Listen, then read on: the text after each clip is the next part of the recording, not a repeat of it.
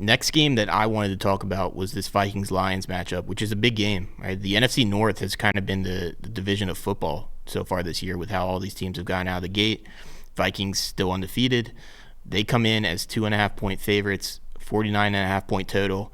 And first instinct, kind of when I saw that line, is the Lions might be the best team in the NFL. Them being underdogs is kind of surprising. But I think the Aiden Hutchinson injury is massive, especially in this matchup with how the Lions play on defense. You're a lot of man coverage. They've been able to generate a pass rush, but Hutchinson has been a massive part of that. He has 45 pressures this season. No one else on the defense is over 17. Levi Onwuzurike is up there at 17. If you just look at pressure rates, Aiden Hutchinson is first on the team. Marcus Davenport, who's also out for the season with a triceps injury, he was second. So now you're in a spot where you really need those interior guys and Onwuzurike, Elaine McNeil to generate push on the inside, because the Vikings have been lights out when Sam Darnold has clean pockets to throw from this year. They're averaging 9.8 yards per dropback from a clean pocket. That's first in the NFL by almost a full yard. And when they're pressured, that drops to 2.9, 21st in the NFL. We've talked about this a little bit with Minnesota already this season. And without Hutchinson, against a pretty good Vikings offensive line, that's a unit that's really improved over the last couple of years. Outstanding tackle play from Christian Darrisaw and Brian O'Neill. I just don't know if they're going to be able to disrupt, if you will, to talk about disruption, Sam Darnold, which is going to give guys like Justin Jefferson, Jordan Addison, all right, TJ Hawkinson is starting to practice again. The Vikings are getting healthy, and they're really talented, and it's going to be a tall task for Carlton Davis and Terrion Arnold and company on the back end to hold up in those man coverage situations.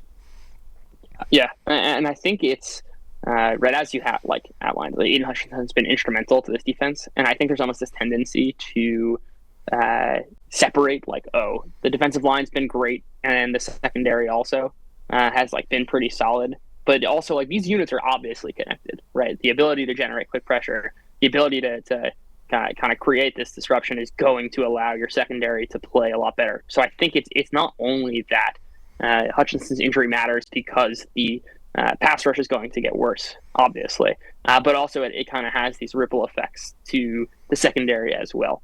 I think another interesting point, though, when thinking through this game and maybe looking to how the Lions win this game is the Vikings have generated a ton of turnovers, and I think that's not a coincidence in the sense of we don't want to just say turnovers are variant. Let's throw our hands up and say that it's random. They do play an extremely aggressive style of defense. They blitz a ton. They put themselves in situations to create turnovers. But that also isn't to say that there is no degree of variance. There's no degree of luck.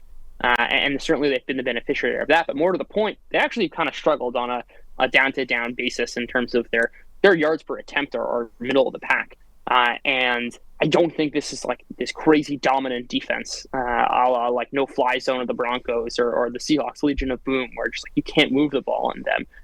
And as you said, the Lions have a great offense.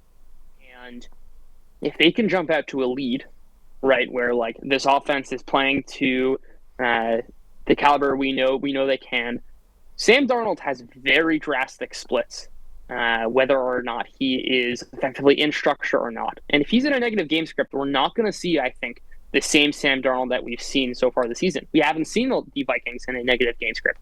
Now, part of that is because they're really good, but it's a little bit of a different story when you're going up against a caliber of an offense like the Lions. And weird things happen all the time. It wouldn't be crazy for this game to start out 14-3, 10-3, whatever it might be, and we're throwing a little bit off the Vikings. And I don't think the Vikings are the same team when they're up 10-3 as when they're down 10-3. And certainly against the Lions, I think there's a pretty decent shot of that happening. Granted, I would love this spot, obviously, if Hutchinson was there. And I think that matters a lot in precisely the scenario I just outlined, where you kind of the Vikings are forced to pass. But even I think it's true if Aaron Jones is not fully healthy and they can't get the ground game going, Ty Chandler could do nothing when he took over against a very vulnerable Jets run defense. It's one game. You don't want to look too much into that. But he struggled on the whole this year. I think there are some holes. And while I totally agree, and the Aiden Hutchinson injury is absolutely massive, I do see some alternative pathways. Yeah, no, as someone who bet Ty Chandler 25 plus rush yards in that Jets game, when Aaron Jones went out, I'm like, okay, we're good. And then I was sweating it out until the end of the fourth quarter. That's why they brought in Cam Akers, right, in that trade this week. It's the point of the Lions offense against the Vikings defense. I do think there are elements of this Minnesota defense that are fundamentally better than it was last season. I still think it's probably like, you don't want to call them an elite unit 6 weeks into the season, even though that's what they've been to this point.